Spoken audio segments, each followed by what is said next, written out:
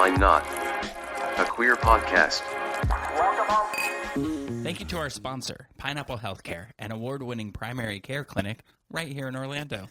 Pineapple Healthcare offers mental health counseling, HIV, STI testing and treatment, and specializes in care for the LGBTQ plus community. Open Monday through Saturday. Call today at 407-553-6336 and schedule your appointment. Pineapple Healthcare. Better together. Hi, everybody. I'm Rick Todd. And I'm Jeremy Williams, and you're listening to Wine, Why Not? A queer podcast. episode 150. Anyway. Anyway, that's kind of a milestone number, right? Yeah. Hey, 150. I'll let everybody know. This recording software we use for this, it did a recap of our 2025, and we just watched it. We'll post it online. But oh my God, I just did it. All it is us saying anyway, and so it's great. It's a great listen. Crack this up. Anyway, well, happy episode 150. 150. You think like 150? It should be some sort of grand, gesture milestone. Yeah. I didn't really looking up like 150 stuff. I didn't notice anything. The only thing I found that was kind of a celebratory 150 was during the United States 150th anniversary, Poland. I think all of Poland, they didn't specify, but I think the entire country signed a giant congratulation card. Everyone in Poland signed it for America on the 150th anniversary. Really? Yeah. There's a giant Polish "You're welcome" card for existing. Wow. So, yeah. Thought that was nice. So I guess that's a good leeway into our 150 facts. Yeah, 150 facts. I found a bunch. Yeah. 150. I thought 150 would be a good number. Yeah. So I picked out just a couple of the ones I thought were interesting. Ford F-150 is the most popular best-selling pickup truck in America. The F-Series in general, I found out, is the best, not only the best-selling truck for the last 47 years, but the best-selling vehicle in the United States for the last 42 years. It has sold more than 41 million F-Series trucks. I stopped using ChatGPT for these facts. I should hope so. Because I asked ChatGPT, tell me any instance in the universe where the number 150 shows up. And it did not pull the F-150. Oh, it's the most popular vehicle in America. It's like, how is that possible? Let me ask you, did you get this one? The Book of Psalms? Yes. Consists of 150 Psalms. In most versions of the Bible. In the only one that matters. Is there the original one? The Hebrew version? I don't know. I thought this was interesting. There are two species in the world, the Greenland shark and the Galapagos tortoise, that have lived to be 150 years. So in general, those species live to be 150 years old. This was my favorite one, and I think it's going to be your favorite and everyone's favorite. Are you aware of the ancient Greek military unit called the Sacred Band of Thebes? I am not. Okay, the Sacred Band of Thebes was an elite military force in ancient Greece, and what is so, I think, amazing about them is they were so elite because they consisted of 150 pairs of male lovers, because they thought that if you were fucking your soldier mate, that you were more likely to defend them in battle, which they found to be true. Now that is actually being all that you can be. Yes, it is. Why couldn't I join? I would find my ancient future Greek in that military. army. You get Yeah, to they pick? paired them up. I think. I don't know if it's like arranged banging. It's like an arranged marriage. It's like Timothy over there. That's your bang partner. Go introduce yourself. You always have the same foxhole partner, or is there like? Well, yeah, I think so. That you've got to build that bond. If you're true. bouncing foxhole to foxhole, if your mate gets blown up, you're just going to move to the next foxhole. But yeah, I thought that was really interesting. So A hole's a hole, am I right? I'm waiting for HBO to adapt that into a miniseries. And then my final one, Pokemon 150, which I finally came across in Pokemon. I know this one. Mewtwo which is a cat-looking alien one. And the only reason I know this one is because it is famously the final boss of the original Pokemon games and the main villain in Pokemon, the first movie, which I was forced to see in theaters because of my cousin. Does it hang out by the Joshua tree? Sure. Yeah, of course. Everyone knows that. The Mewtwo. But the Mewtwo, it's like it has psychic powers, and it's this cat-looking alien creature thing. It's a very weird-looking one, but it floats, and it's kind of cool. So that's your Pokemon. What? Yeah. Oh, Caitlin just showed you a picture of it. Yeah, it's a weird little cat alien. It's got a weird G-string on. Actually, I'm going to that's say his this, belly. and I know because there's probably something like this in a bag that's at my house now, thanks to Jack and Jill's. That looks like something that was called like a fieldo, which is like a female sex toy. That looks like a female sex toy. I'm going to show it to you. I hope they didn't model it after that, because Pokemon. Yeah, I've seen it. Yeah, I saw the movie. Pokemon is like fiercely protective of its copyright. So if there's a sex toy based on that, they're coming after you. They're gonna be like, "Don't you use it?" It's a parody, so it's okay. Oh, okay. A pair of what?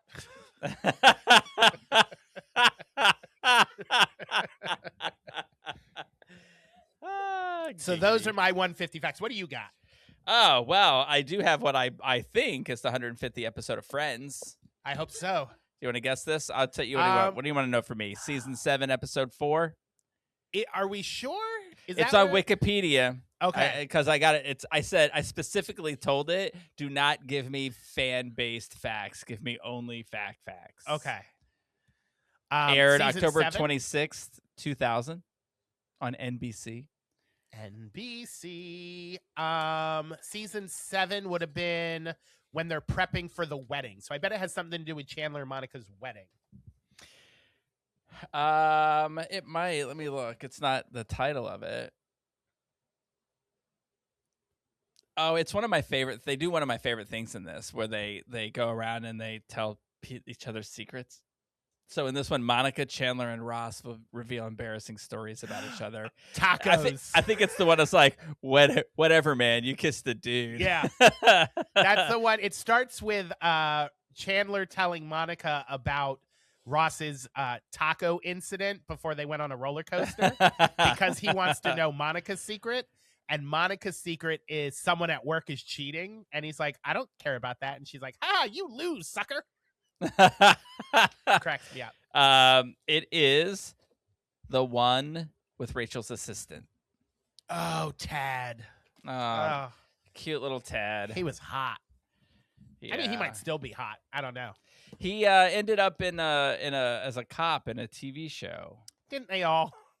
One of those. I feel like everyone who was like a secondary character on Friends ended up on one of those procedural shows, either as a cop or a doctor or something. Yeah. Well, good for him. Because Kathy, was that her name? Yeah. She heads the BAU on Criminal Minds.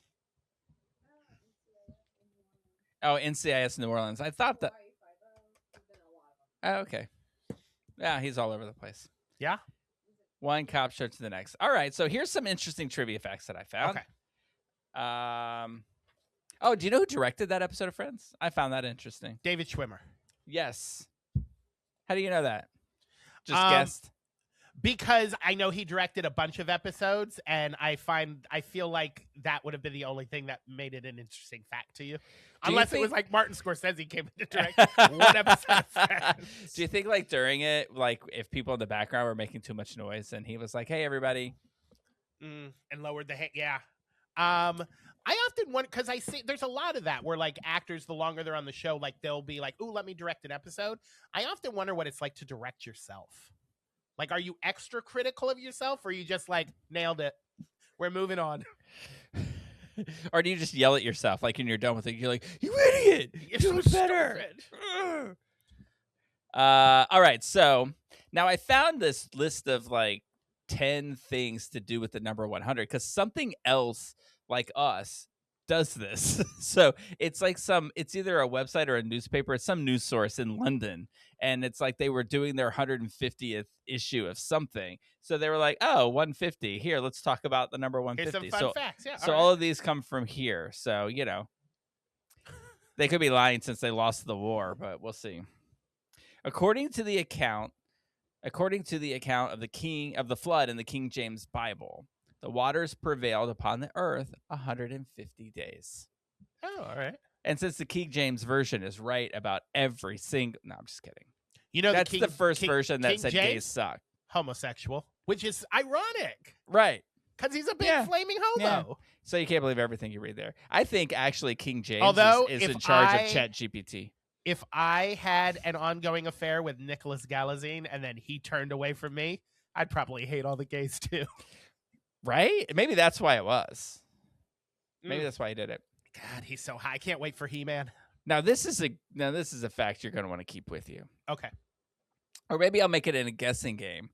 This animal, it's the average gestation period for this animal, 150 days. A penguin. I don't know. I will say that guess wasn't bad. Oh, a sheep. Is that a sheep? What does a goat do? Same? It's a goat. A goat is Oh, right. That's the Taylor Swift goat.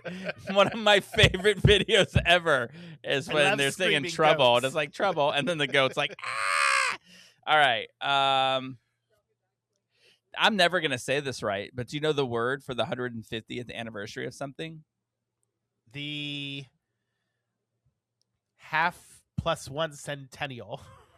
Yes, the sesquicentenary. All right. Sesquicentenary. Yeah. We don't need a word for everything. I know. This, by the way, this list came out in 2014. So it was like, this just happens to be the sesquicentenary of whatever, and it's not true anymore. Nope. So a lot of these facts, we'll see if they still hold up. In 2014, research has shown that smartphone users check their phone an average of 150 times a day. Yeah, triple that now. Right? The 150th, there is a fact for everything. The 150th most common word in the King James Bible. The 150th. Someone track them. 150. Is this a what King a James job Bible to song? have to count all Right? the words in the Bible and then rank them. I bet AI did it. What do you think that word is? 150th word, I'm going to go with shellfish. It is surprisingly mentioned a lot in the Bible. Guess again. Jerusalem. Bethlehem. He's probably like 4 million times. You're not listening to me. Guess again. Oh, again. Yeah. Sweet. Yeah.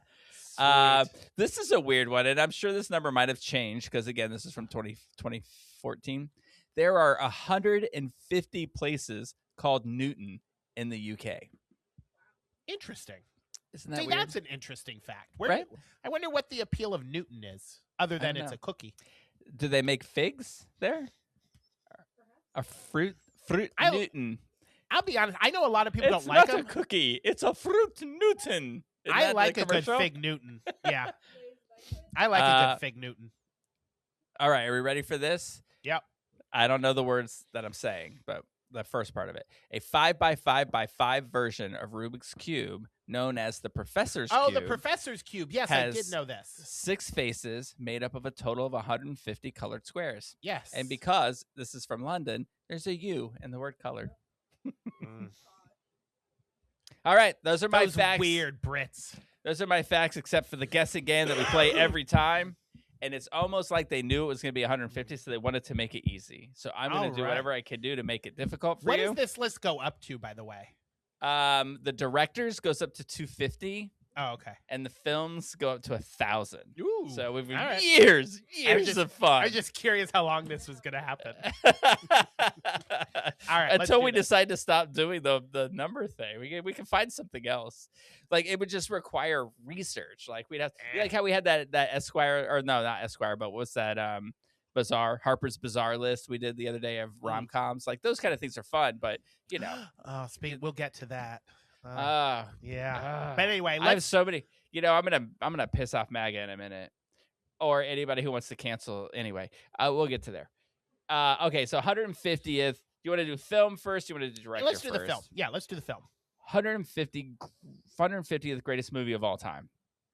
Now, I don't want to give you any hints. I could give you a hint. Give me a but you year. get it. Do you have the year? 1942. 1942. Oh, what came out in 1942? I give you this hint. Oh, Okay. Go ahead, take a guess. I'll give you a hint.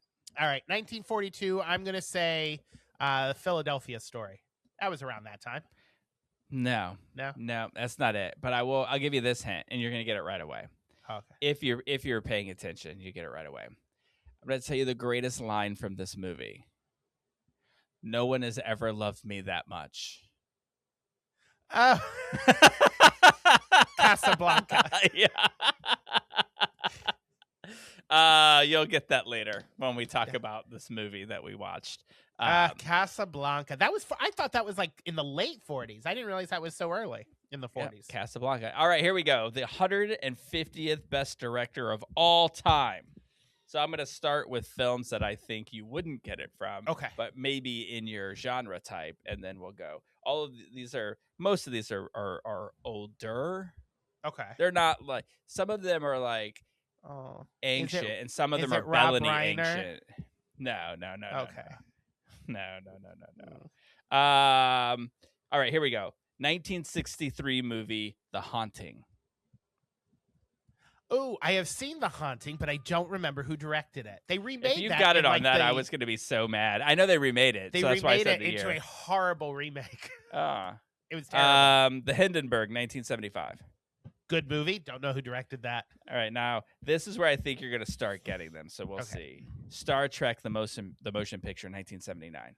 Oh my God, I have no idea who directed Star Trek. I have seen that movie a dozen times. My dad was a Trekkie. He's like an original, or was an original purist until he passed away. So I have seen that movie. I have no idea who directed it. The Sound of Music. Kirby. You got part of it right. I don't. See. West Side Story. Stephen Sondheim wrote that. Did you know that? He wrote the music, or the lyrics, right? The lyrics, or he wrote yeah. the music. He wrote the lyrics to it, yeah. Also, a reference from the movie that we're going to talk about later, Stephen Sondheim. Did you catch that? That Stephen Sondheim was in it? No, I didn't. Yeah, I'll tell you about it. Okay. Get to it. I am drawing a blank. I know I should know who directed The Sound of Music, but I am drawing a total blank. Michael Curtiz? Oh, no, I don't know who the hell that is. Oh, yeah? Yeah. Well, there you go. You've seen all of his movies, and now you know that he directed. Yeah, it's one of those people where actually, it's like, it was David Schwimmer. I knew it. He gets around. I should have known that because of in The Sound of Music when Julie Andrews is moving the couch and she keeps screaming, "Pivot! Pivot! Pivot!" That's my Julie Andrews impression. Was it good? That was good. I liked it. Yeah. Just a spoonful. I of closed pivot my eyes helps and the I was couch I go was right in. back there at Mary Poppins. Speaking of which, congratulations to Dick Van Dyke. Not only did he turn 100, but he was at his party. He was like singing and dancing, and I was like, I don't even want to get off the couch. God bless that man. Was he singing and dancing, or was it like watching that movie we watched last week? Whenever he moved, like No. any minute he's going. Oh no, he was spry. Like I was like, there is no way you're 100, dude. The only thing that gave it away is his eyes are like very puffy. And like there's like these red veins that are coming out of it. I sent the video I found of it to Chris, and I said, God bless him. He's 100 years old, and he's up running around and dancing and singing with it. He's in a group. He's got like a barbershop quartet that he's in, and they were singing at his party. But I was like, what's wrong with his eyes? And he said it's just an age thing. It happens as you get up there around 100. your eyes just get really puffy and you see the blood vessels. But Ah. other than that, he looks amazing. And I mean, that man has so much more energy than I have ever had in my entire life. Don't they have makeup for that? I don't know. He didn't look a day over 89, though. God bless him. That's a long time. Not many people make it that long. No. Me and Chris had this like philosophical conversation about whether we want to live to be 100. And I was like, I mean, I don't want to die. I have this great fear of death. I don't want to die. But trying to live as a man almost as approaching 50 and just everything aches and annoys me. I'm like, can you imagine how annoyed and achy I'm going to be in 50 years? Do I want to be around for that? I wouldn't mind being a Dick Van Dyke 100, but I don't want to be, if I've got his money, my relatives 100. His dancing and singing, probably. But if I'm like, wheelchair bound, there's this lady three on people to roll you over in the bed. This video I keep seeing on TikTok of she's at her birthday and I think she's celebrating like 92 or 93 and she blows out the candles and they all applaud and they're like, "Congratulations, Grandma." And she's like, "Thank you. I hope this is my last one." Oh my I'm like, if I'm that way in my 90s, I hope I do go. But I mean, that's she where does not want to be there. Like, I wonder at what point death becomes not scary. Is it like 83, when 84, life 85? is scarier than death? Where you're just like, I mean, you think about it, sometimes you're just sitting around waiting to die, right? Like if you're like, I've had known people who are like bedbound and they're they're in pain and they you can't breathe very well. You got this going on and you're just like, okay, like let's bring this on, let's go. Like we're afraid of it. Yeah, at some point it's like, whatever is after this has to be better than the constant pain I'm in bed all the time. So that's why you get afraid of death when you don't know what's after it, right? But the great thing about it is that it's not going to be, it's scary because it's just, and then you're in it. You're in death. It's gone. Yeah, boom, life's gone. And so there you go. I think we're afraid of it because we think like I used to have these nightmares when I was a kid of just being like in darkness and like there's nothing, you can't talk, you can't, there's nothing, you don't hear anything, you don't see anything, and it's just like being in a world where all your senses are taken away and you're just there in existence. And I was like, oh my God, death is terrifying. But really, you're just gonna what a great, lovely, upbeat conversation to laugh about. But you're just going to be dead. That's it. Yeah. So it's not. I mean, you won't be conscious of it. So it's okay. When I was growing up, I had a bigger fear of nothing. There being no afterlife than even if it was just like a hellscape. Like, oh, you're going to hell. Well, at least there's something. The fact that there's nothing after death, that terrifies me more than anything. Look, what's the longest? What's the longest job that you had? Watermark. And you can be honest. You can be honest here. Was there a point at this job here where you were just tired of it? Well, yeah, I think that's with any job. Right. And it ebbs and flows. So listen, there is no way that hell exists and that it's an eternity of pain. Whoever is there to cause you that pain, after a few years is going to be real bored of it. And they're going to be like, can I just take a 10-minute break? And then you get a reprieve. Also, depending on which religion it is and which hell it is, I mean, if all the people who think and act the way I do go there, is it really that bad? I think it'll be. You ever see that? Like it's like, oh, it's going to be terrible because it's going to be a bunch of homos and they're going to be having sex all the time. Gross. I'm like, yeah. You know what hell for me is going to be? It's going to be that I am like, because it's like, what if it's designed to you specifically? So for me specifically, I'll be sitting in a theater watching some show that I've been waiting to see forever, and the people around me are going to be on their phones and talking the whole time. Yeah. And I'll just be like, but it's going to be like big scary people who you don't have the courage to confront because they'll beat us up. Oh, I don't have I don't have the courage to confront people at all. So even little old people. Yeah. I mean, I sat 2 down from a little old person. Hey, Mom, at this last show I went to, and I didn't yell at her.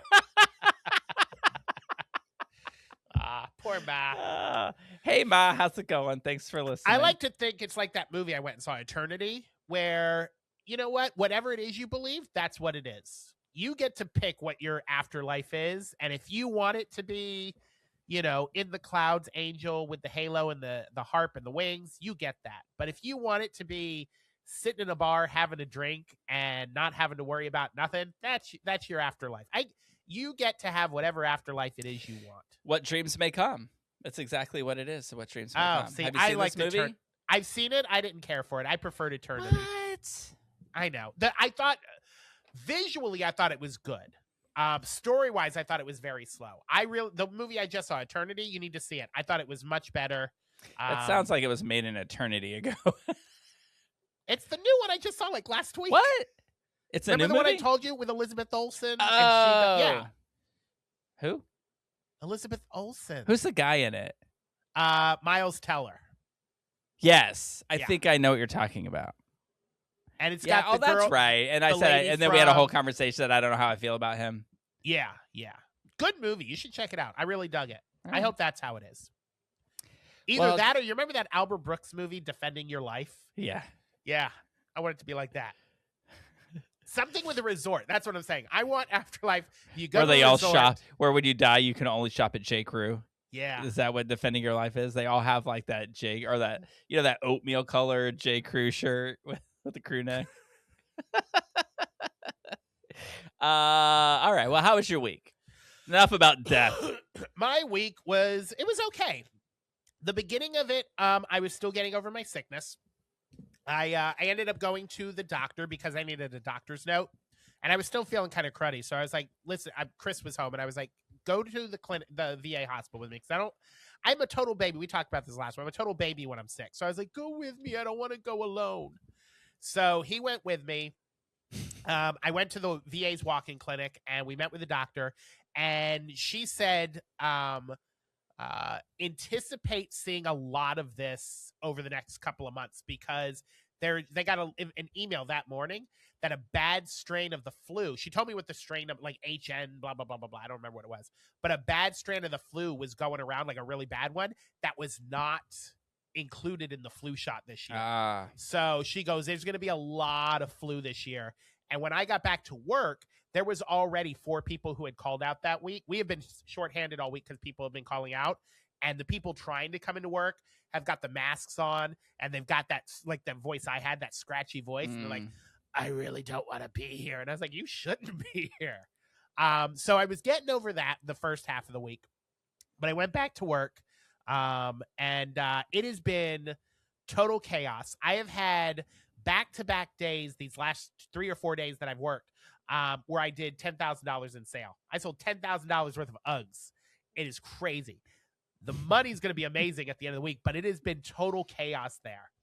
Now, 2 things. I'm going to start with my Macy's stories because these are 2 stories that I just were mind-blowing to me. The first one is there was a stabbing at Macy's while I was there, and I didn't hear about it until I got home and saw it on the news. So they're like Disney where they keep shit under wraps.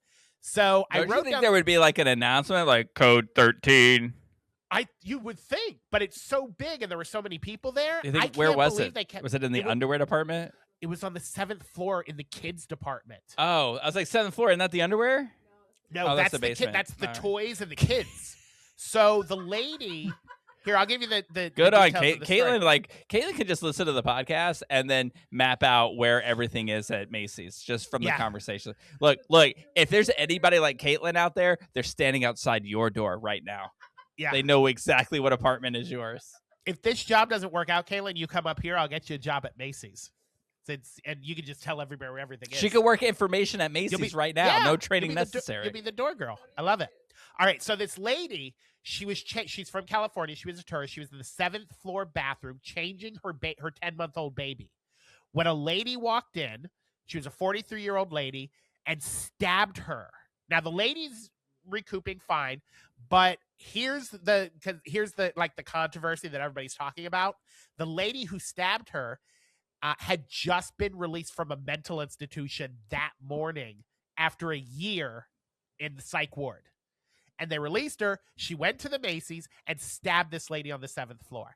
Now, she did this at 3 p.m. in the afternoon while I was working there. I'm like, how did I not hear anything about this? A lady got stabbed 5 stories up, and nobody was talking about it at Macy's. Well, it's a good thing that they don't let, it's a good thing they frown upon people like you using the bathrooms on that floor. It could have been you. Yeah. Well, we can use them, but I would never go to the 7th I floor. assume the lady's okay. The lady is okay. She's recouping. The stabber has been arrested, and will hopefully go away for a long time. But yeah, so she was stabbed, and that was probably the worst thing to happen at Macy's. What the important thing to know, the question I have is, did she have to pay for the bus ride to Macy's? For now, until they're free. Not until the 1st, right? Not until January 1st. Okay, and then the next Macy's story is the one I know that it's going to be more exciting for you. Now, I don't have Nick Galitzine did an underwear shoot. God, I wish. Okay, so one of the things working at Macy's, particularly in New York, that we were told when I was hired, that if a celebrity comes in, you are not allowed to ask them for autographs. You're not even allowed to address the fact that they're a celebrity. You have to treat them like everyone else. I get it. So I couldn't ask this lady. However, she's the spitting image of this person. And I so badly want to go, listen, are you this person? Because you look and sound like her. But I'm one of those people, like, until I get to see your ID, I don't believe you are who you say you are. But the other night, near closing, this is why I also kind of think it might be her. Near closing, when we were slowing down and there was nobody there, I think Audra McDonald came in to buy Yes. So here is the evidence that I think it might have been Audra McDonald. This is either a really cool story or a really racist story. So she comes in, the nicest lady. This is why, one, I think it's her, because I've always heard that she is one of, like, the most down-to-earth, nicest people in the world. This was the nicest lady. So you haven't been talking to Patti LuPone? Yeah. Fuck Patti LuPone. If she came in, I would not let her buy Uggs. Dare you, sir? But she comes in, and there's this new Ugg we have, and it's the mini bow. So it's the classic mini, but it's got, like, this big bow on top, and the girls go crazy for it. We've sold out of it in, like, a week.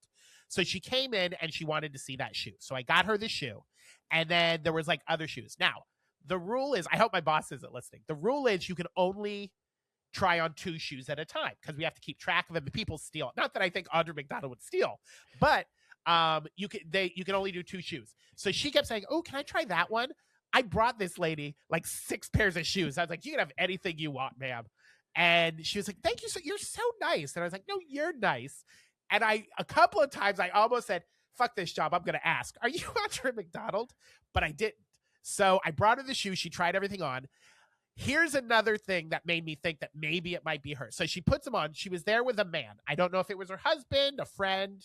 I don't know enough about her private life. I did Google her, and it didn't look like, because I guess she was married before, but I couldn't find anything that said that she was married now. But there's this gentleman, and she tried the shoes on, and she showed him, and she said, "These are the shoes that Deborah told me about." And she said, "What do you think?" And he goes, "I think they're nice. They're nice." And so when I got home, I Googled it. And apparently, one of Audra McDonald's very good friends is Deborah Cox. So in my mind, Audra McDonald came in to try a pair of Uggs that Deborah Cox told her were super comfortable. Okay, the question is, do Deborah Cox's friends call her Deborah, or do they call her Debbie or Deb? I think she said Deb. I don't think she said Deborah. I think she said Deb. You don't think she's friends with Deborah Messing? No. I don't think anyone's friends with her right now. Not even Will. So I was like, well, I know that she, because she's in shows and different stuff. So I was like, maybe she wasn't even New York. So I did a whole stalking thing on her when I got home.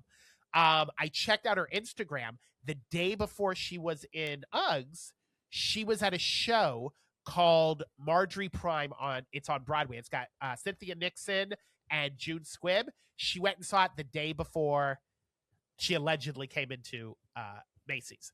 So I'm pretty sure it was Audra McDonald. And I wish that I could have asked her, or just like snuck a photo or something. But I really like this job and I don't want to risk it. But I'm pretty sure Audra McDonald came in to buy Uggs. I mean, there are ways, right? A couple of missed opportunities. You could say she could try them on, and you could say something like, "You look like a bigger star than Mama Rose," or something. You know what I mean? Or be like, I could have been like, "Have you seen our new Ugg line? They're popular with gypsies." Yeah, God, I wish you had done that, and I wish it was on court. Are they popular with gypsies? And then have you seen this shoe? You're fired. People like to dance in them while they listen to ragtime. So I have a way to find out, but I don't know if I should pull at the string. But somebody who I interviewed several times at Watermark, and I have his cell number, is Michael James Scott, who is on Aladdin, or he's the genie on Aladdin on Broadway. The last time I interviewed him, he talked about how a few days before that he had lunch with Audra McDonald because they're friends. And I've been thinking, would it be out of line for me to text him and say, listen, could you ask Audra if she was at Uggs and Macy's the other day? Because I just have to verify something. I'm still on this thing where you're like, do you know who looks real smart in these? People fighting the good fight. So I'm hoping, because she didn't buy anything, I'm hoping she comes back and I can be like, listen, just come on. Jeremy, this is the sole reason this is the reason you moved to New York in my mind. This is everything to me. I want SNL. Listen, Lorne Michaels, I know you're a big fan of the show. You need to have a character of Jeremy working in an Uggs thing, and famous people keep coming in, and he's so badly like that, like the surprise lady, and she's like, ooh. Oh, the Target lady? Oh, yeah. No, the one who's like, who can't, the surprise parties? Like, and that's you, and you're just so excited when a celebrity comes, and you're like, ooh, and all you do is you keep making references, and like, thinking you're being all coy. I have no qualms about the fact that I probably was a total idiot to this lady, like totally just gooning over, and I'm like, oh, hey, I'll get you whatever shoe you want, ma'am. What makes this even funnier if it turns out that it was not Audra McDonald and just this random lady thinks she has a fan at Uggs who just is obsessed with her. And it's not her, and Audra McDonald has an alert, and her assistant is like, some guy at Macy's is going to murder you. Man, he's like finding out who your friends are. First, he's stalking you. Secondly, there was a stabbing there. I need you not to go to Macy's, ma'am. Jeremy, so that was my exciting Macy's time. You are so lucky, because some people live their entire lives without discovering their purpose. And that's mine. You have found your purpose. I am the gay New York Forrest Gump. I run into all celebrities, and I want like Robert De Niro to come in there with his wife, looking Bobby, for Uggs, and then you like almost bump into a coworker, and you're like, "Can't you see I'm walking here?" And then you look back at them and wink. You get it? Who was the one in Network? Who was that? Deborah Winger. Was that her? The movie Network. Is it? No, I always get Deborah Winger and the other one confused. She played Mommy Holly Dearest. Hunter. Holly Hunter? No. Was Holly Hunter in Network? One of them wasn't it? I know. Or what am I thinking of? The one with who played Mommy Dearest? Joan Crawford. No, well, she plays Joan Crawford. Faye Dunaway. Faye Dunaway. Wasn't she in Network, or was it that other movie about the news business? The guy where he's like, go to your window and yell, "I'm mad as hell." Isn't that Network? I thought that was Network. That's what I mean. Faye Dunaway. Oh, Faye Dunaway is in that.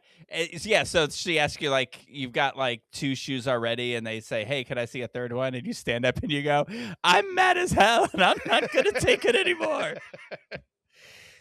We could do an entire podcast just because I love it. Anyway, what was your non-Macy's story?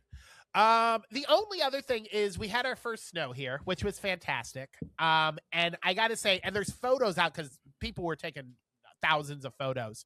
the photos of Central Park after the snow, it looks like the Chronicles of Narnia. It is just like the most beautiful, magical place, and I am obsessed with it. I want it to be, I don't care what the season is in the rest of New York. I need Central Park to always be winter and covered in snow because it's absolutely beautiful. But I have made a friend, and we are going to go after this podcast. We're going to go out to Central Park. Have you Central been? Park. Not yet. They opened a Central Park. They in did. Times Square. And I saw the photos, and they missed opportunity. Yeah. They got a couch. That's it. It doesn't yeah. look like, they should have made it look just like Central Park. Yeah. And they should have live music. And I mean, if you're going to do it. It's a permanent Central Park.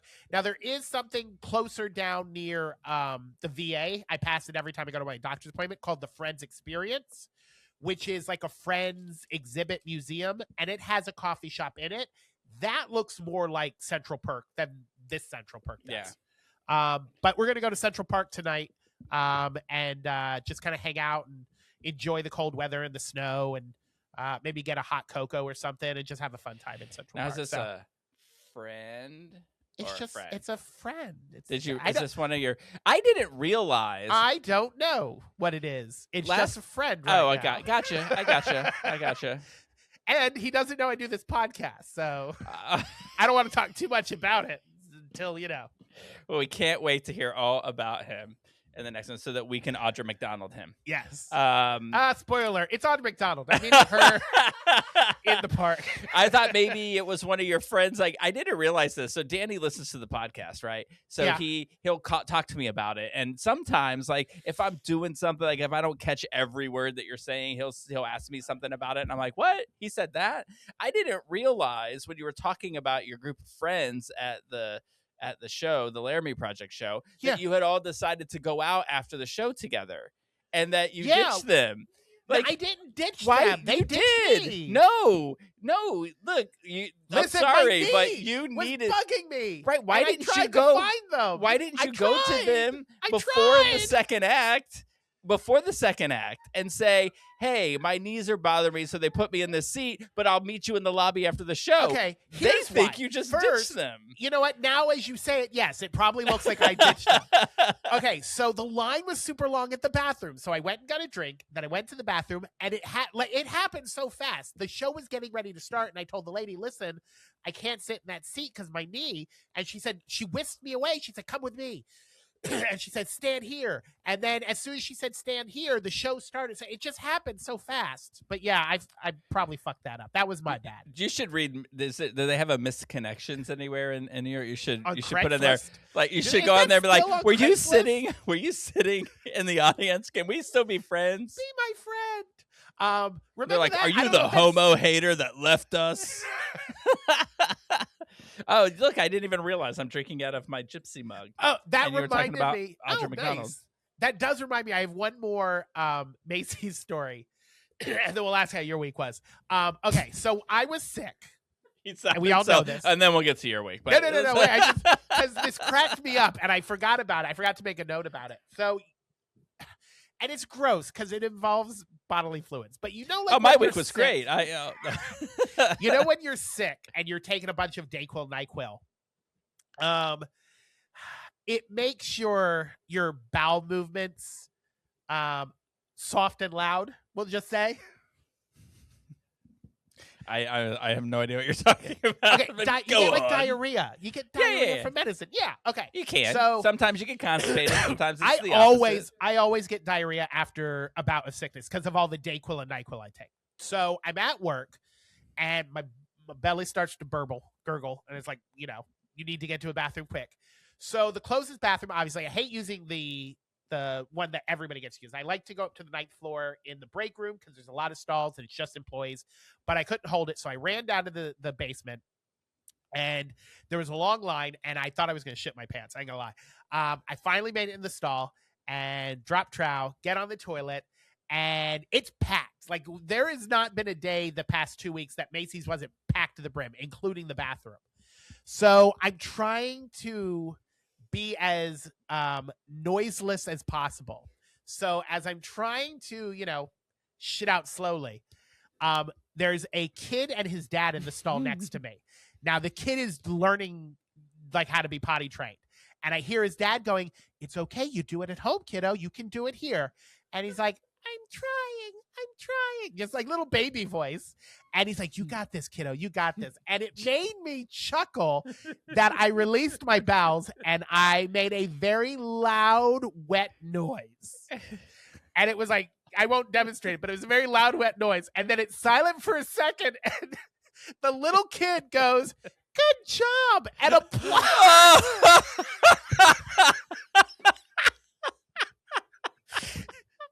And at first I was embarrassed. Then I was like, you know what? It was a good job. That was a good job. And this is a good learning chance because maybe he needed that encouragement. So I said, "Thanks. You've got this too."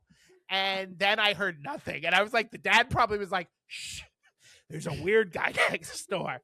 So then I finished up and I Don't left. talk to him. Someone just got stabbed on the 7th floor.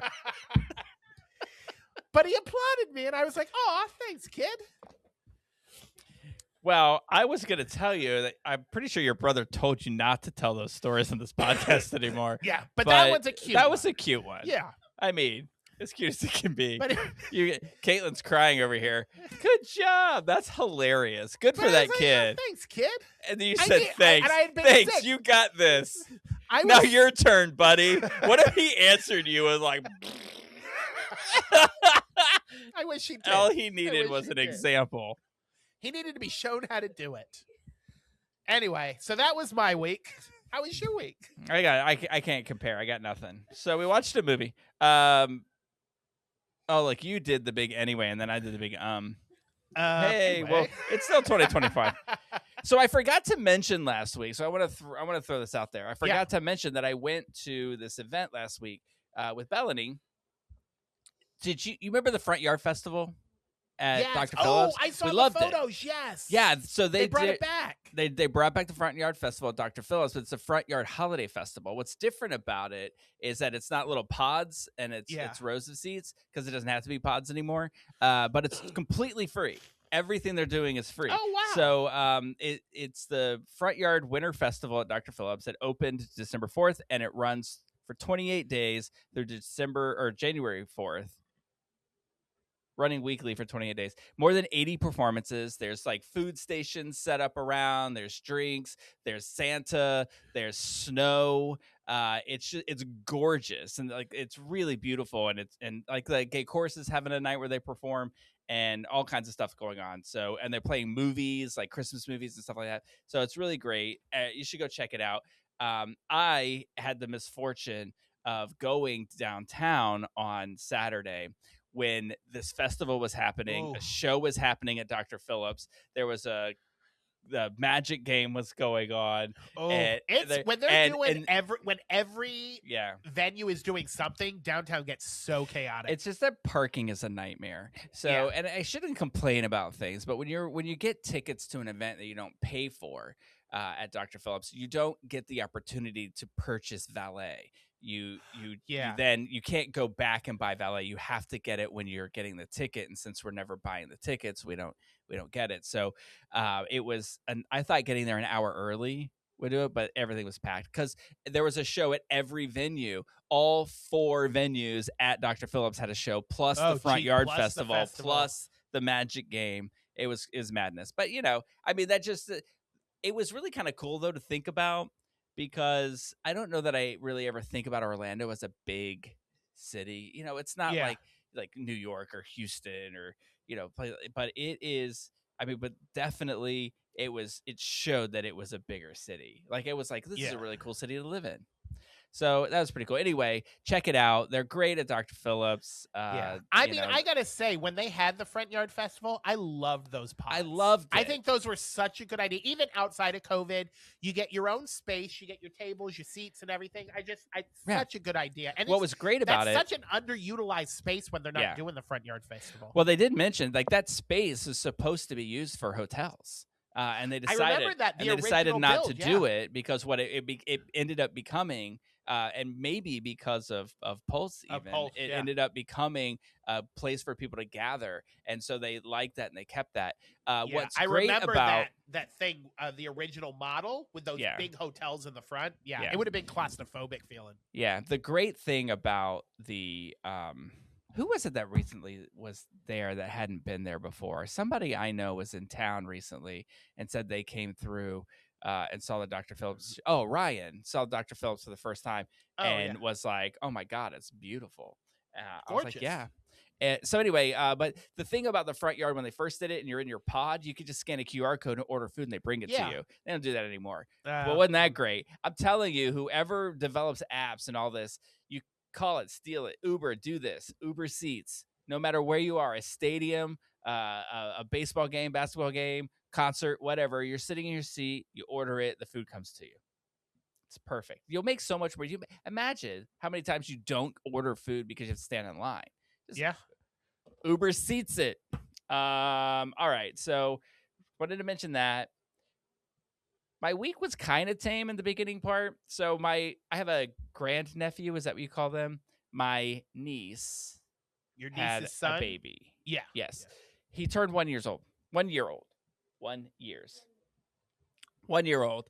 And she messaged us a couple of weeks ago and asked if we would make cookies for it. Which I think is becoming a theme in the family. It's like, oh, we have an event. Rick and Dylan make cookies.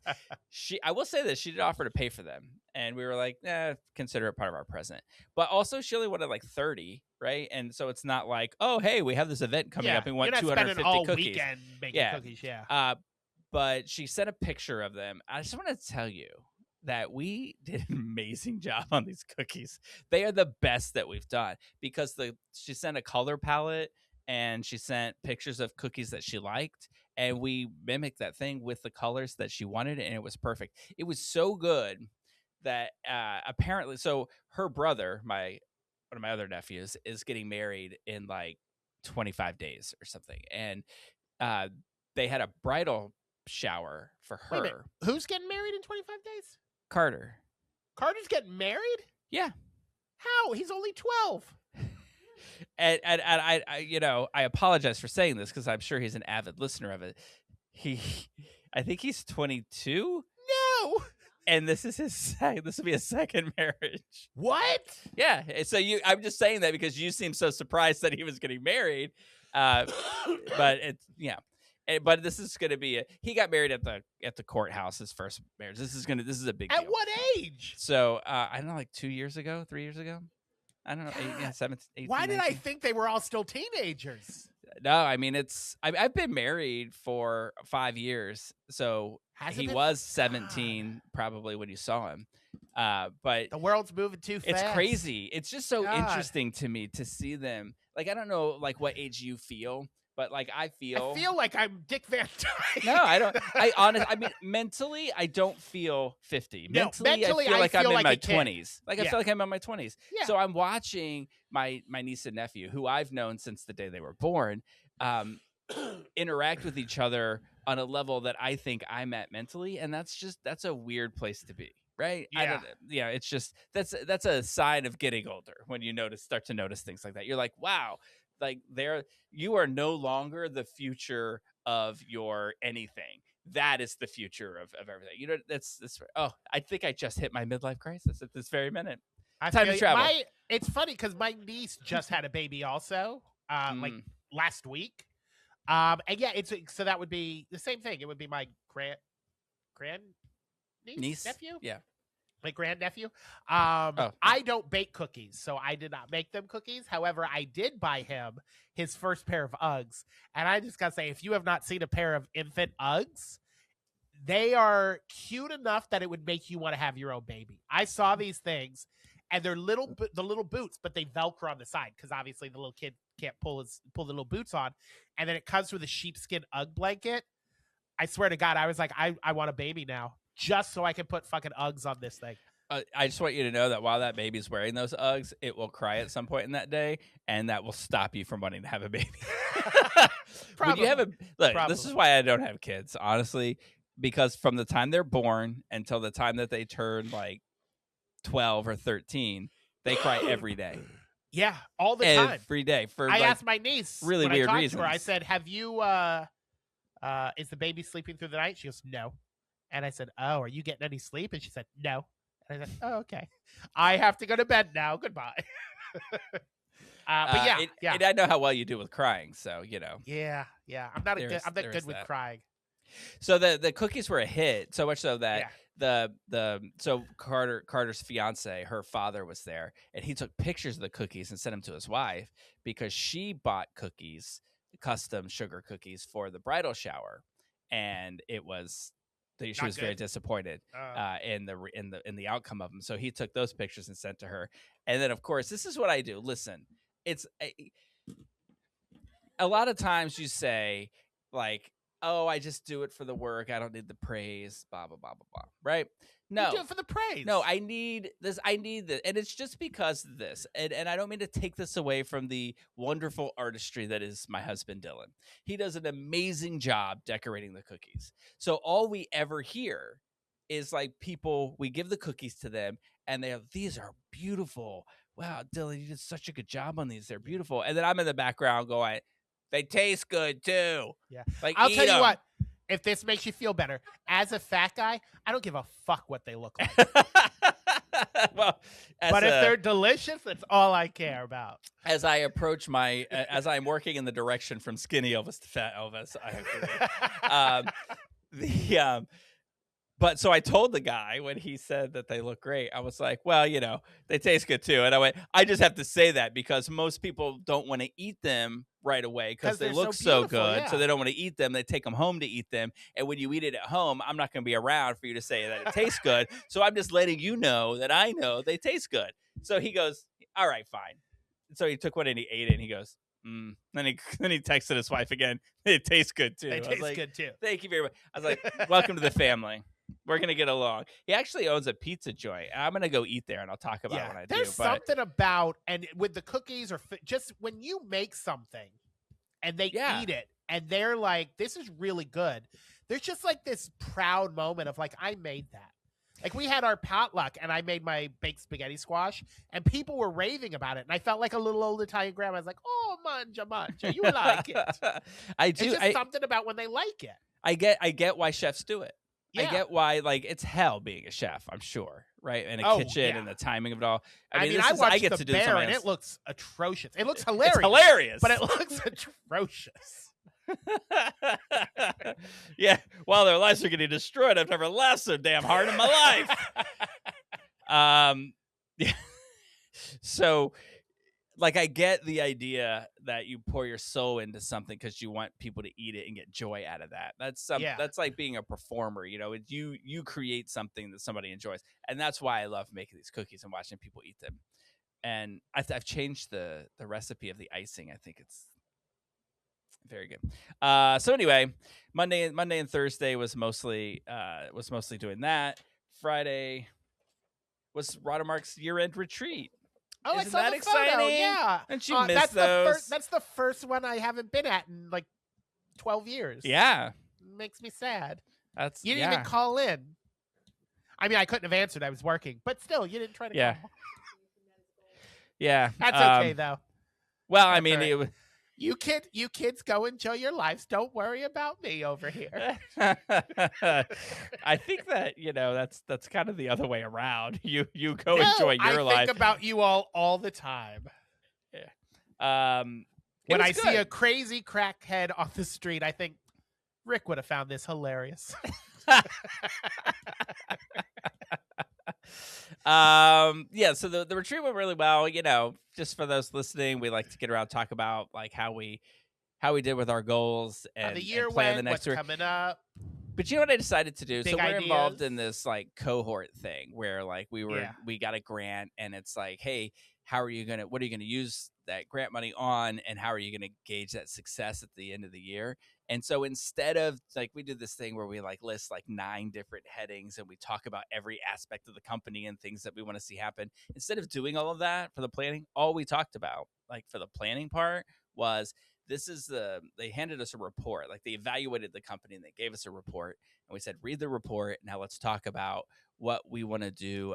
What of these suggestions that they make do we want to focus on, and how do we want to move forward with this particular cohort? I think it was a way smarter, more successful way to do things. Yeah. So it's fun, and it means we got out on time and we covered everything. And it was so important to get out on time because Jen and Dylan and I went to Mickey's Very Merry Christmas at Oh, the Magic really Kingdom. quick for the end year retreat. You guys do it? Because I know sometimes we would do like a what do they call? Why did I forget the room you go in? They lock you in. Escape room. Did Oh, you guys do an escape room. Escape room or anything? No, those are usually things we do at we do, like for the mid-year retreat. the We'll mid-year. do Oh, like okay. an activity like that. We had too many new people at the mid-year Yeah. retreat this time, so we didn't. But also you're not there to use your It's military true. skills. You know what? Don't write it down because it might not happen. But the next mid-year retreat, I might just show up unannounced. What if we did an escape room? And then you open the door at the end and I'm there? Or no, we go in and you're there, and your goal is to sabotage us from getting out. I like that idea. Ooh, it'll be like Saw. I'll put you all in weird contraptions. I'll be like, get out or you die. No, it'll be like this. We'll Good get to in see there you all. with you. We'll get in there with you, and the goal is we have to help Jeremy find Audra McDonald, and I then love we it. can get out. And she's in a Saw trap in the back because I took her. Or we get into an escape room and your stomach starts gurgling, and we Ooh. have 30 minutes to get out of there. As long as in the end there's a small little boy who goes, good job. Thumbs up, sus. I'm down for that. Yeah. So here, let me so tell you went to something. Mickey. Let me tell you about Mickey's Very Merry Christmas Yeah. Party. I personally, because I had to buy 2 tickets, I personally paid $440 to go. Okay, wait a minute. So the Very Merry Mickey Christmas, is that separate from a Disney ticket? Do you have to like Yes. really? I thought it was Yes. included in the ticket price. No, not at all. So it's and they shut the park down. The park closes at 7 that day, and from 7 Oh, to it's the midnight. night thing. So 7 Okay. to midnight is this event. And they've got holiday themed foods, and they've got stations set up, probably about 10 or 12, something like that, stations where they give you cookies and apple cider or hot cocoa, depending on what Okay. stations that you're at. And so then you can spend an extra $100 and something to go to a dessert party, which we looked at and we were like, you know what, I think the cookies will be enough. And I wanted to eat the other food. So we're like, let's just do that. Which you have to pay for, or that food is included? 100%. And You know, I love Disney, but them motherfuckers got enough money. Why they do this? here, I mean, right off the bat, Crazy. the only thing I can say is think about what level of a fanatic you think I am for Disney, right? You Yeah, know, my uh-huh. luggage is Disney. It's on my no, wait. list to have a Yep, there you are. Yeah. Yep, I Yeah. got it. Like, yep, there you on are. a scale of 1 to 10. You might put me like 7, 8, or something like that. 6, I 7, put you 6, at 7. that. I'm surprised you don't have a TikTok channel dedicated to it. Right. I am not.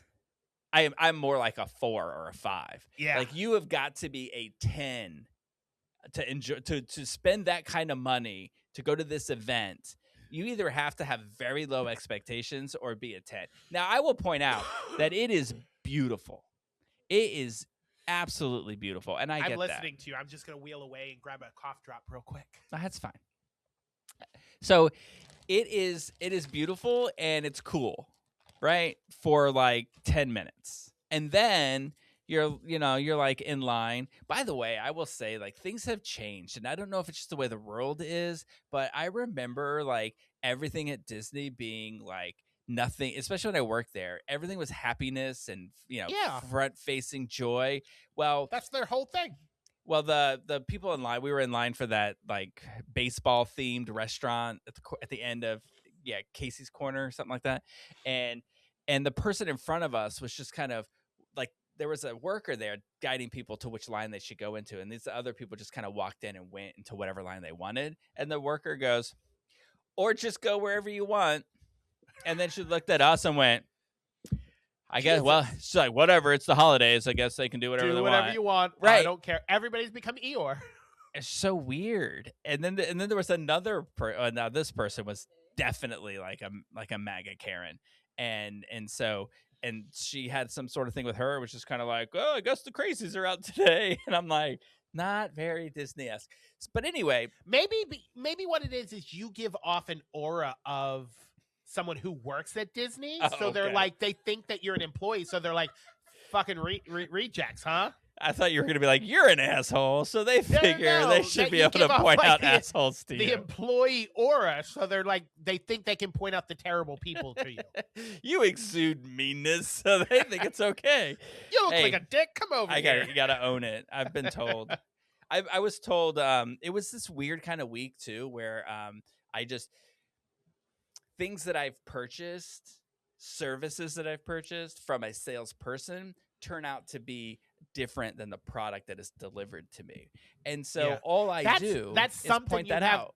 with the whole shopping online now. That the whole culture of shopping online, you never get to see what you buy until you actually get delivered. Yeah. I hate it. Yeah, but I'm talking about like services. So like we're okay. we're upgrading our database service that we use here at Watermark for how Yeah. we organize customers and things like that. And I was told step by step this is how this is going to go. And so the last call ended with I said, "You know what? I'll get back with you. Right now I'm going to go contact the salesperson who sold me the service and see how I can get out of it." In a fit of rage. I will say I said that. Sure, yeah. But then I ended up. I'm not going to do that because it is it's a good system. Yeah. It's really I- good. But Listen, it's not I totally what we get were sold. it. I do the same thing weekly with Amazon. I call and I bitch to them. I ain't giving them up ever because it's Yeah, too convenient. it's like that But I'll phrase. bitch. How many times you tell them that you're going to call your lawyer? Yeah. Like I know everybody doesn't have. They I've know seen I don't people have a speak- lawyer. No, nobody got a lawyer. You'd have to have a lawyer on retainer. Just because you went to jail 6 times doesn't mean you have a lawyer. Well, you have one. Just that's not the right kind of lawyer. Yeah. So anyway, and here's some of the holiday food. Here's some of the Yeah. holiday food. Ready for So this? everything given, was the food at least good? I mean, Oh, you there- know, Ooh, It's the very- pause. I it's didn't very like the pause. it's very traditional holiday food. You Yeah. know, like the pot roast corn dogs that I had. You know, very traditional. Hot roast corn dog. It's just corn dogs with pot roast on top of them. I mean, Oh, that it's was not pot roast delicious. in the corn dog? Nah, it's a corn dog. Oh, I don't. Yes. It's- Okay, just something Disney. If you're listening, you take like a chunk of pot roast, you put it on a stick, you roll it in that corn dog stuff, and then you deep fry it. I bet that would be amazing. I would say like it started off fun because we went into the thing and we got this corn dog thing. We're sitting down at the table next to us. The husband said to his wife, "He's like, did you get me ketchup?" And she's like, "No, sorry." And he looked really sad. So Dylan had brought 2 packs of ketchups to our table, and she took one of our ketchups and gave to the guy. Without asking? And he was like, yeah, she took one of them and said, "Here you go." And the guy was like, "Oh, thanks so much." And he's like, Jen did. yeah, Jen gave it to the guy. I thought the lady did. No. That's one of your ketchup. Jen grabbed it and gave it to the guy, and he's like, "Oh, thanks, you saved my family's day," or something to that effect. And I'm like, "Well, she ruined ours because she just took our ketchup without asking." Also, how fragile is your family dynamic that a pack of ketchup can ruin Yeah. it? I mean, I'm sure he was kidding. So it's just a fun little friendly banter. Yeah. And then it was cute. We walked around. Oh, we had the traditional Christmas food, the Reuben egg roll or Reuben spring roll. You know, that I love holiday those, classic yes. treat. And then it started. I mean, that's when they just It's even still give a that's delicious though. no, it wasn't. It's like if it was like shredded pastrami.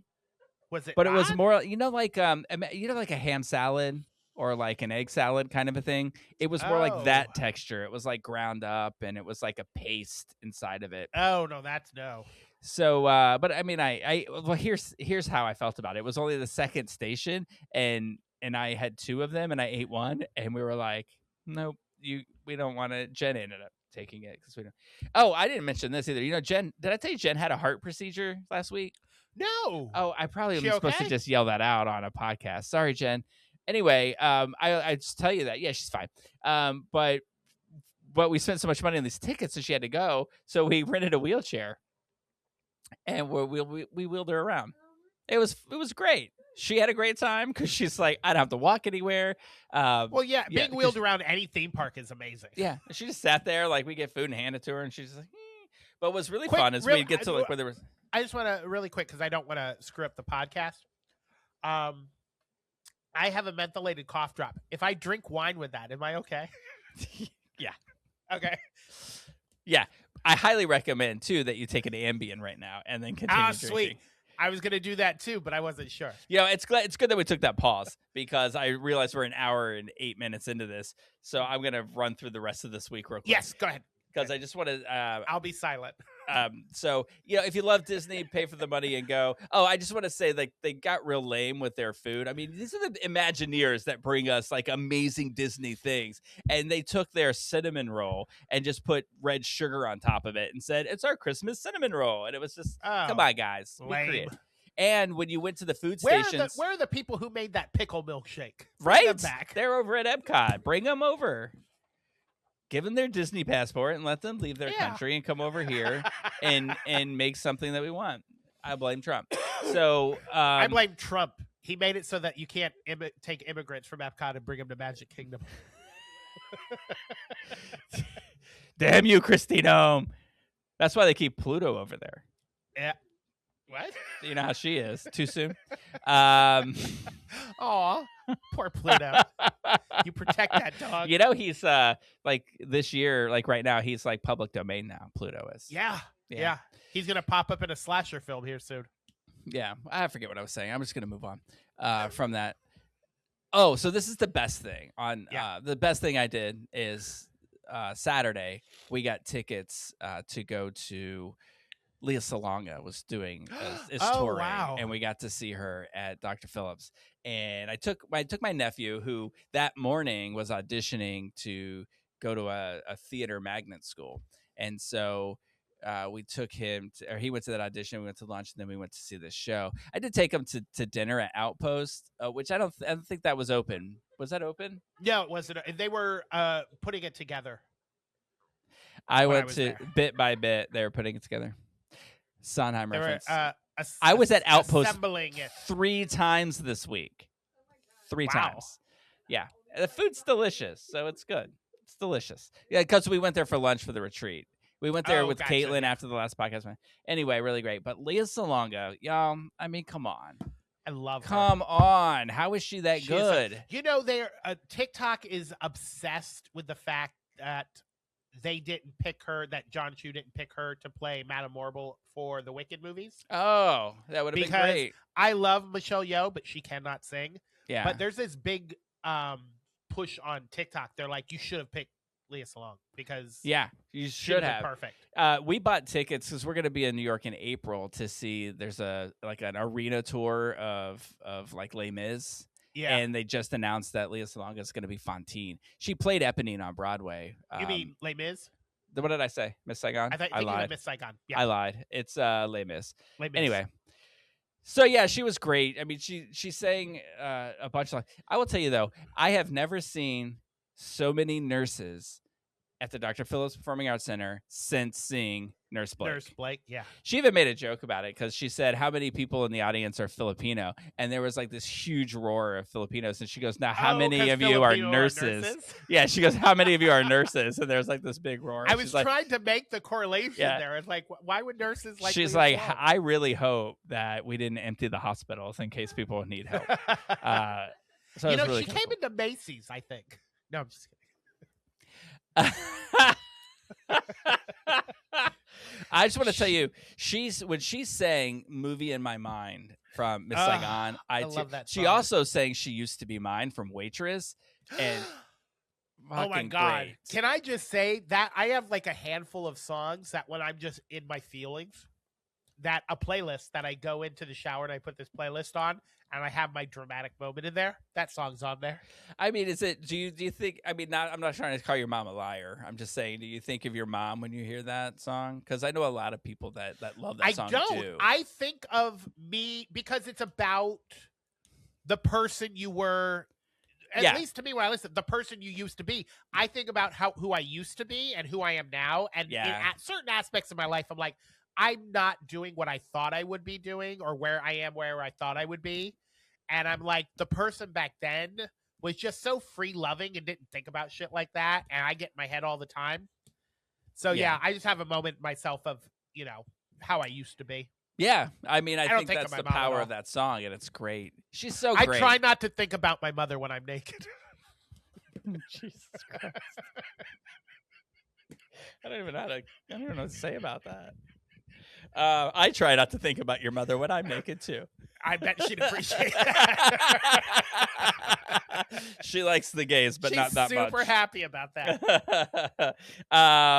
She sang "Movie in My Mind." I teared up. She had Dylan crying when she used to be mine. Then she came out for 2 encores, and the last one she sang was "Somewhere Over the Rainbow." Oh wow.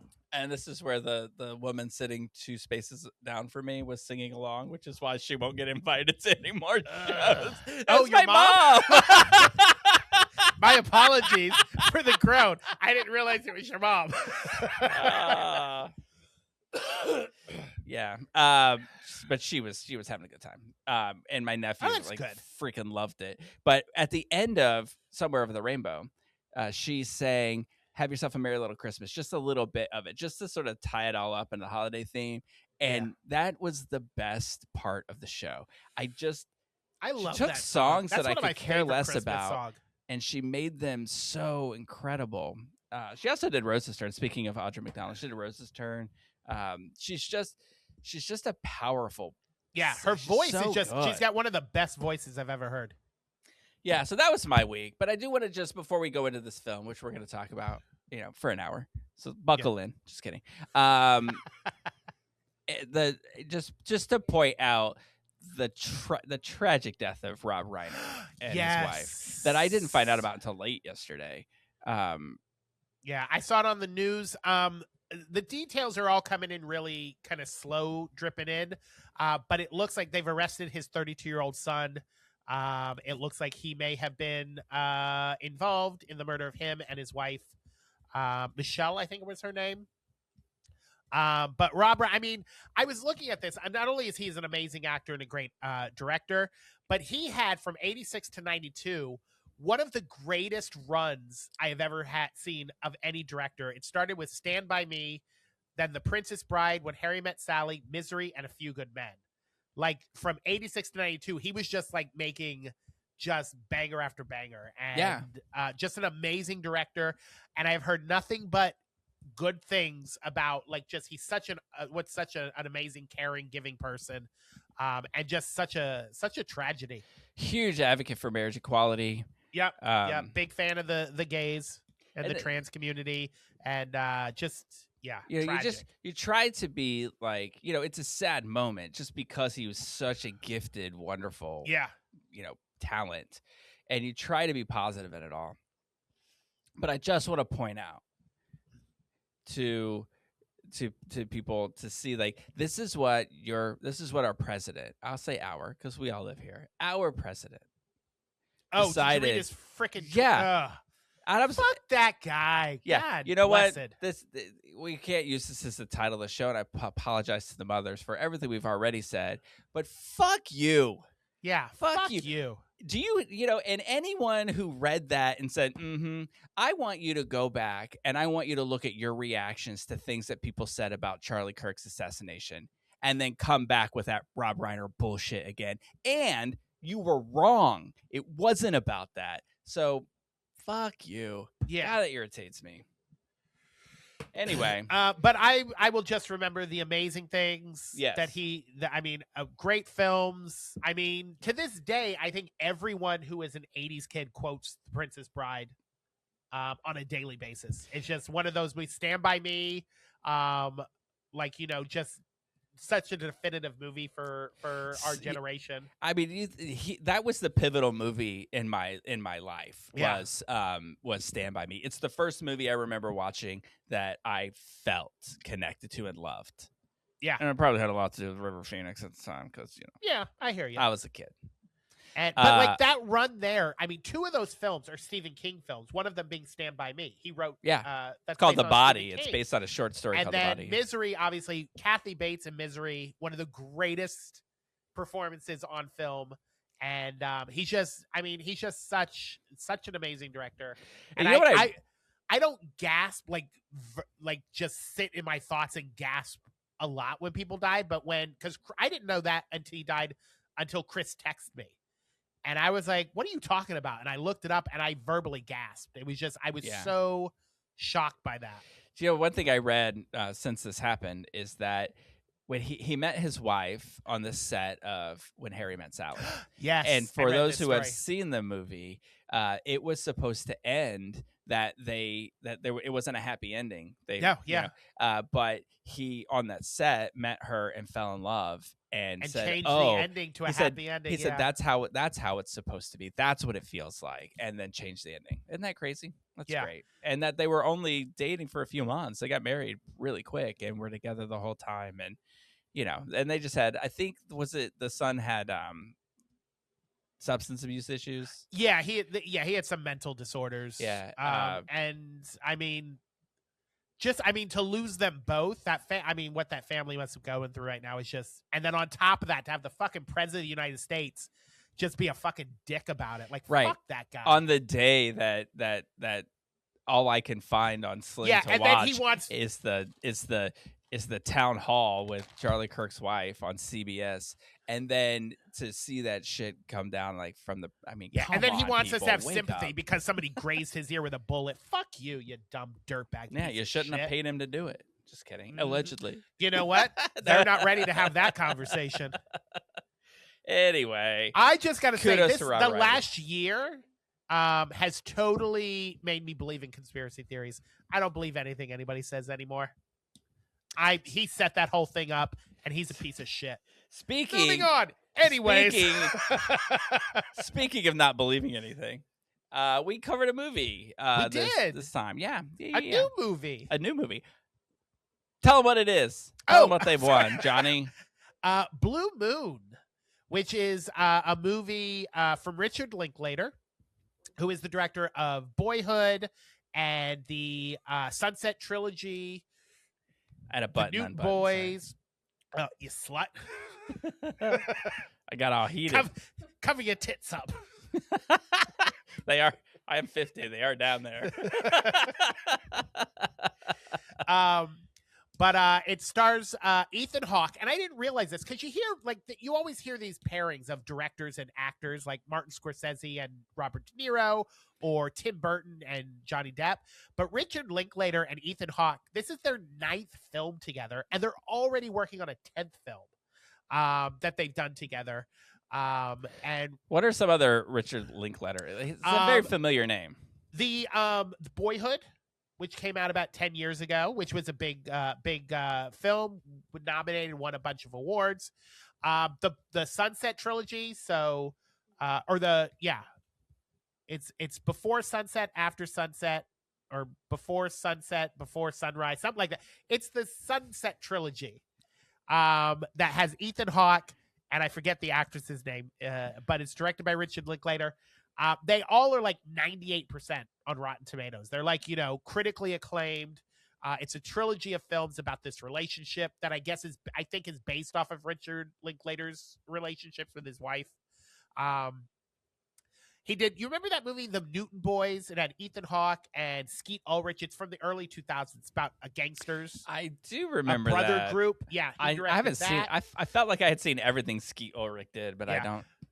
You remember Dazed and Confused from the 90s? I didn't watch it, but I remember. That is Richard Linklater. A Scanner Darkly, Fast Food Nation. He's done a bunch of really good movies. Okay. He's a very artsy director, and had a couple of movies that have hit it mainstream, but mostly these really good artsy movies.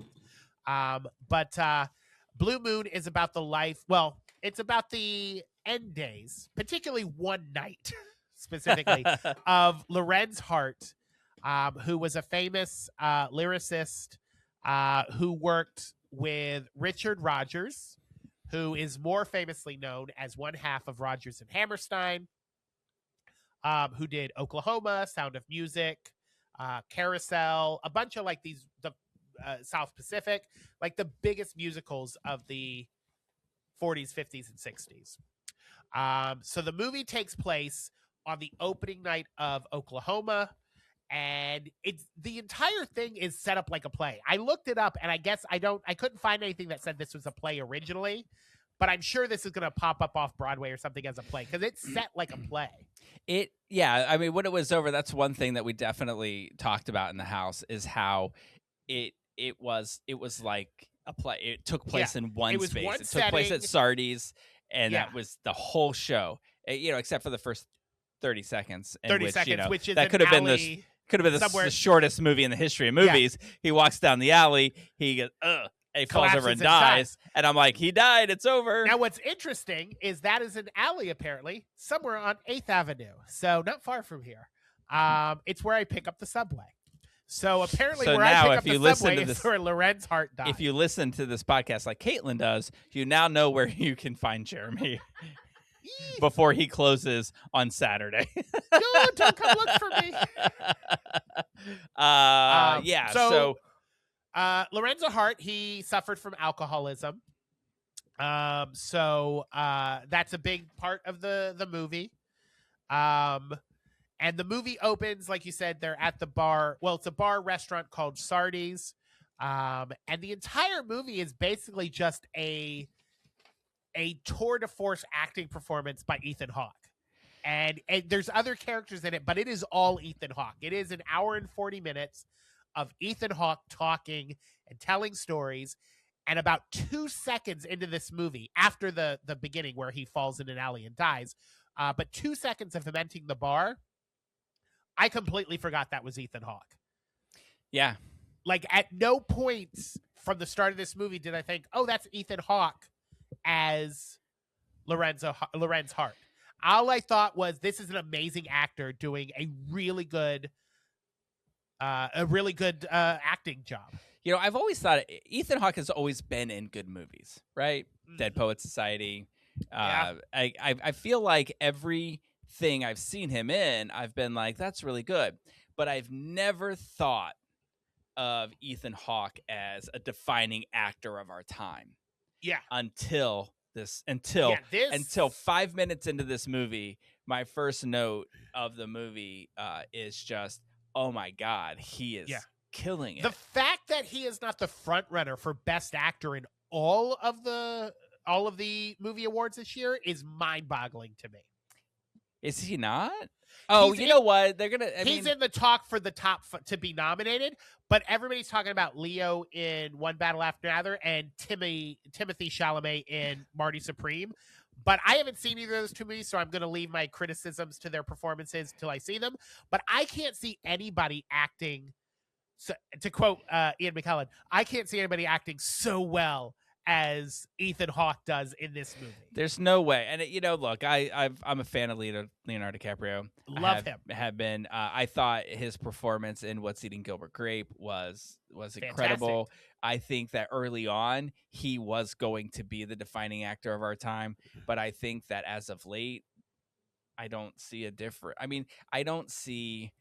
Of course, they're different, right? But there's a way that it's more like everything he's in, that's Leonardo DiCaprio playing this role, you know? And when you get somebody who isn't playing a role, who just is that role, well, that's different.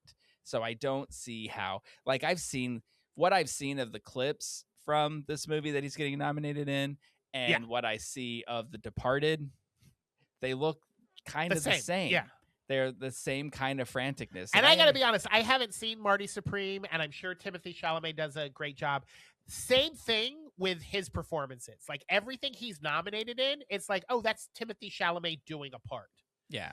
And after last year, when he was getting nominated and just he had this smug arrogance, part of me is like, fuck you. I don't want to see you win anything right now, because you feel entitled to it. I don't like people who feel entitled to an award and then win it, which is part of why I didn't care for Anora, because everyone involved with Anora felt like they were entitled to the award. Like, yes, I worked hard on this film. I earned this. Everybody works hard on all movies. Even movies that suck, those people work hard on that shit. That sucky shit. Yeah, they work hard on that. Just because they have no talent doesn't mean they're lazy. Doesn't mean they don't work hard. So I say that at at the end of every staff meeting. I say to myself, just because their work sucks doesn't mean. No, just kidding. They still work hard. Ryan is doing good work. But yeah, Timothy Chalamet just rubbed me the wrong way, and I was like, you know what? I want you to wait 10 years or so till you get your Oscar, because you need to be humbled a little bit. Also, I can't imagine his work being this level good of Ethan Hawke. He is so amazing in this movie. The only thing that could beat Ethan Hawke was if they somehow considered The Bear to be a movie and could be Listen. nominated. That man, he's actually up because he played Bruce Springsteen Yeah. in that movie, and even he can't compete with Ethan Hawke. Yeah, I will say though, when it comes to biopics, right? That's what you call them, or is it biopics? Or biopics. It's both ways. You can't get a better casting. Like, it's almost as if that guy was born in the USA to play Bruce Springsteen. Yeah, that Like, is. I mean, Yeah, that that is is- good casting. Yeah, there's no. As soon as you hear that, you're like, oh, of course. You know, there's not much change that has to happen there. So anyway, this movie, not a lot of action, right? It's not It is action. very talky. It's all talky. It's a movie of words, right? It's basically a monologue with a few snippets of actors getting a line in. But that's how Lorenzo Hart was. He was very boisterous, loved telling stories, and loved being the center of attention. So from what I read about him is when people were in the room, he didn't let anyone else talk. Like, it was just him, story after story after story, and people could just get like a word in here or there. Yeah. Now, I do want to point this out. I actually read about this just recently, and it's saddening and disappointing to me. But everything that happens in this movie is a lie. None of this happened. The only truth in it really is that Oklahoma opened. Yes. And that did happen. But there wasn't this big party at Sardi's. And if there was, Lorenzo Hart did not go to it. Did not attend it. Yeah. So, and then and most certainly then the girl he fell in love with that was Elizabeth. in the show, not there either. They only had writing correspondence between them. So all of that, but something that is, but it's all based in fact, right? So he did. This is one of those movies where it's like, because I've seen this a lot with movies. They're like, oh, this is based on a true story, but it didn't happen like this, or this is made up. I have never been one to go to a movie for a history lesson. I go to it for the entertainment. So Yes. I'm okay with this all being fictionalized. Right. That being said, that whole part with Elizabeth, I felt like that all could have been left out of the movie. Because there's a part towards the end where it's like 15 minutes straight of just a conversation between him and Elizabeth. Yeah. And I was bored out of my fucking mind during that part. I think it goes to, and this is earlier in the podcast to get him to guess Casablanca. Casablanca was a big part of this movie because it was out at the time, I think, that this was going on, or it was like the new hit movie, and he was quoting Yeah, because it takes place in the 40s, same time, yeah. The best line in that movie is, no one ever loved me that much. And I think that was like, the show is to show you that how sad and just miserable this guy's life was, is that he kept chasing this dream of this woman who did not love him that way.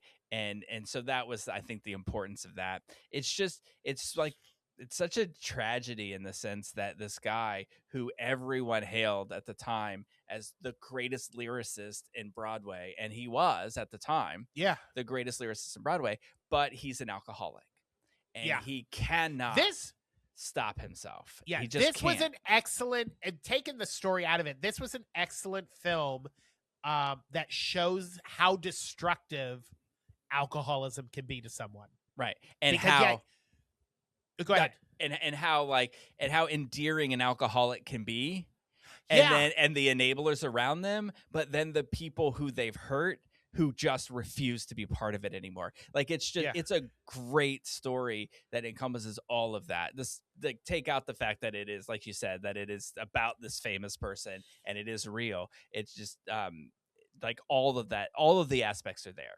The best friend bartender that's enabling him. Richard Rogers comes in because they're having at this particular bar, they're having the opening night party there. So throughout the movie, participants from Oklahoma and journalists and stuff are coming, and old friends are coming to the restaurant because they're having the party there. And there's a scene where he's talking with Richard Rogers, who wants the best for Hart. And he's like, you know what? I want to work with you again if you are in a good place. And Hart is like, oh yeah, let's have a drink to celebrate that we're going to work together. And he goes, I'm not having a drink with you, because he recognizes that, you know what? You're no good when you're drinking. And I'm not going to sit here and enable you and have a drink with you. My favorite line in the movie, by the way, is this show, because Richard Rogers goes by Dick. So everybody, they call him Dick. And when Elizabeth comes in, because she wants to be introduced, she's using basically Lorenzo Hart to get introduced to Richard Rogers, because she wants to be a star. So she goes, you're going to introduce me to him tonight, aren't you? And he said, by the end of the night, you're going to have a huge handful of dick. And I was like, you know what? Even for an alcoholic and for all that, you're charming and you're funny. And that's the problem with alcoholics. A lot of them is they are charming and funny when they're drinking.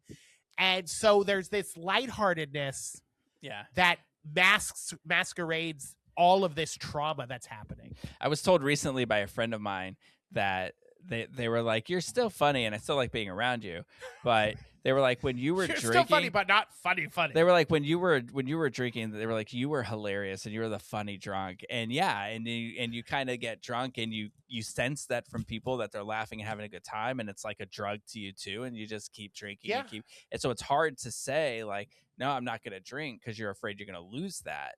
And so for him, I want to point this out though.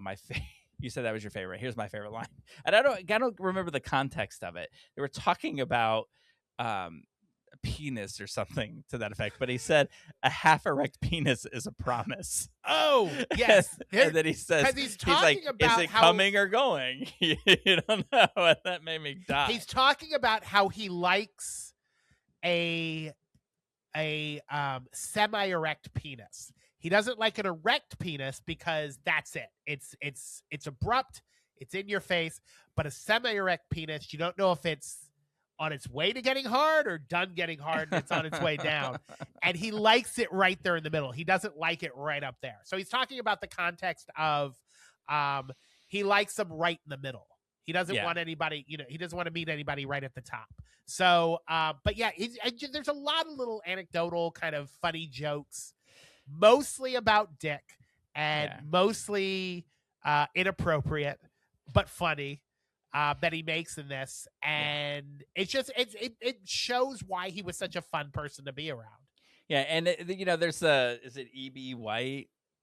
Is that the author that's in it? That's another storyline that didn't happen that night. I was so upset that because I would have loved that was the actual way that happened. But he did have some influence on it. Like he did know E.B. White, and he did somehow like help with this idea of Stuart Little, I believe. But in the show, it's almost like E.B. White is having writer's block on something, and he gets this spark of, oh my God. Okay, so E.B. White, for those who don't know, wrote Charlotte's Web and Stuart Little, probably two most famous books. So he's working, he says in the context they're talking, he says, what are you working on? And he's working, I'm working on this children's book about farm animals, and he's basically talking about Charlotte's Web. But yeah, he's talking about how he's kind of at this writer's block, and he doesn't have any other good ideas. So Hart tells him a story about how there's a little brown mouse in his apartment, and that he has it's a humane trap. It's a little glass box that he puts a cracker in, and that the mouse goes in there to get the cracker, and the box closes, and then he takes him to the park, and then he lets him out, and then he goes off free. And then the next day, the same mouse pops up in the box. The mouse keeps coming back for the cracker. And he goes, I've just developed this affinity with this mouse. I've named him Stuart. And White kind of gets this spark in his eyes. And he goes, do you spell that with a U or a W? And he goes, a U. He's not pretentious. Yeah, and then there's this other and he starts scene. jotting in his notebook. So yeah, they give you the sense that he gave him the idea for Stuart Little. Yeah, and then there's this other scene where Hammerstein, who is the lyricist of the Rodgers and Hammerstein, walks up to Hart and he asks him, what did you really think of Oklahoma? And he's like, I just want to know what you really think, because everybody admired Hart. Like, he was the guy. Yeah. And it's just his drinking destroyed his life. So, and literally is what killed him. So he asked him what he thought of it, and there was this kid with him. So he said, "What did you think of it?" And so he lied and told him he loved the show. And then he said, "Oh, well, this is my neighbor. He comes with me to all these shows. He really loves musical theater. He knows everything about musical theater." So Hart said, "Well, what do you think about my shows?" And the kid like trashed some of his shows. And he was like, "Yeah, whatever. I thought you said this kid knew what he was talking about." So then he said, Hammerstein said to the kid, "Come on, Stevie, let's go." And I went, "Wait a minute. Is that Stephen Sondheim?" So, is that so the Steve Jen, Sondheim? Yeah, so Jen looked it up, and Hammerstein's neighbor was Stephen Sondheim, and Hammerstein was his mentor. Oh wow, I had no idea. There is one scene in here that was, I think it's supposed to be obnoxious. So I'm not saying this as a negative of the film, but when Roger, who's by the way is played by Adam Scott, who I love and adore, who is openly gay. So I love that they got a bunch of gay actors involved in this also.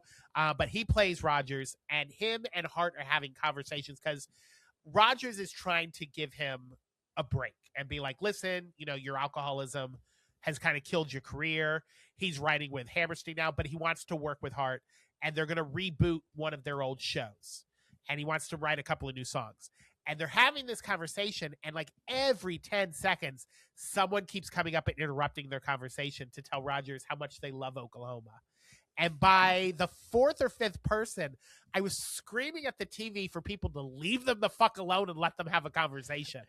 Yeah. And I know that's the point of the scene, but it was so obnoxious. It's the other side let them talk. The other side of that coin is, dude, you're crazy and you're drunk. Let him go talk to his fans. And I think true, that was like the ping pong game going on. It was like the back and forth every time, because you could see Rogers just putting that olive branch out there, and then the conversation would have like a definitive end, like this is where you should stop talking, and then he always had that one more like jab about Oklahoma.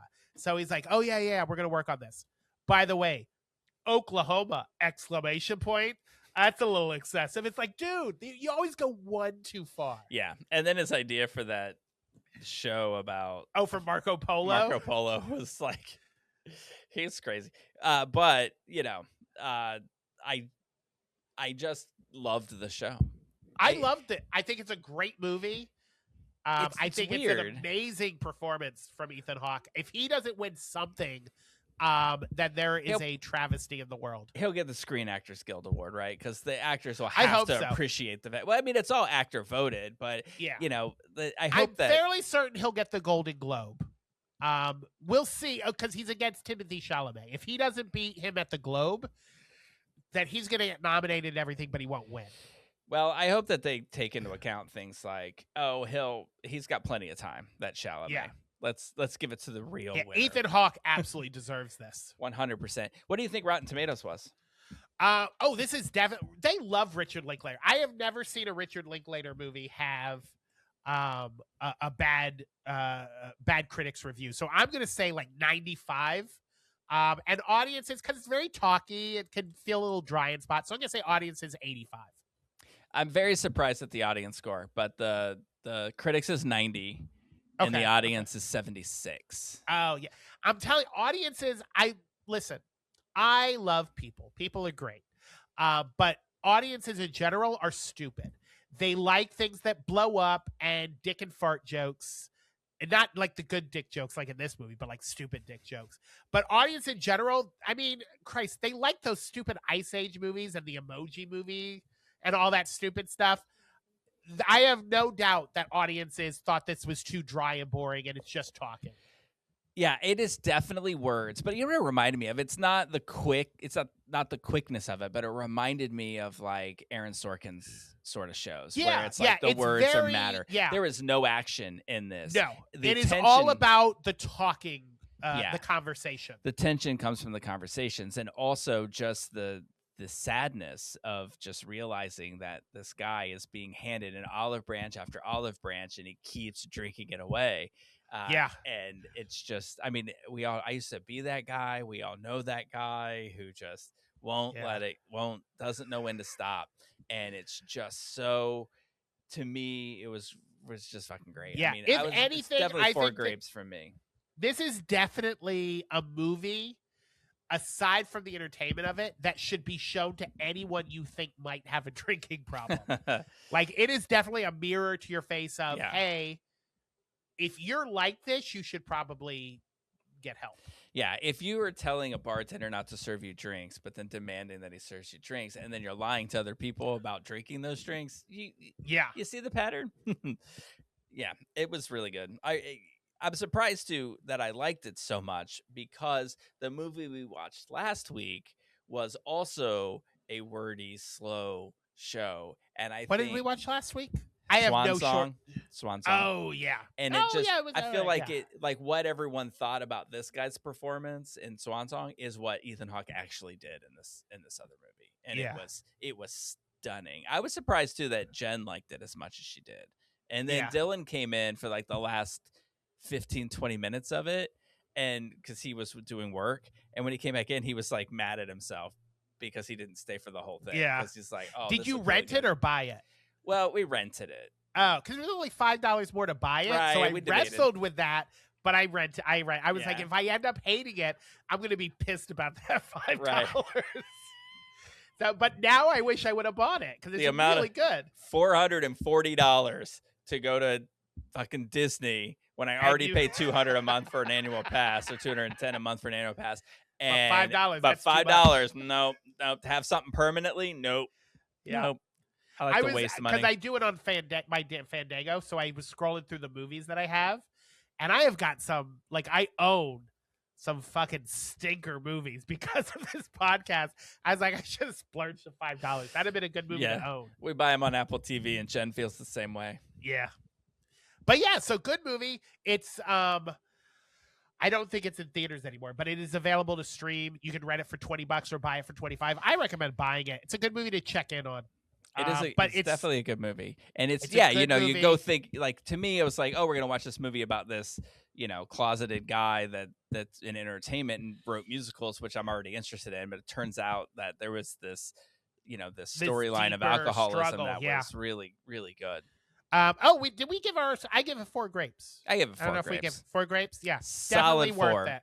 Yeah, He deserves that award. He does. absolutely.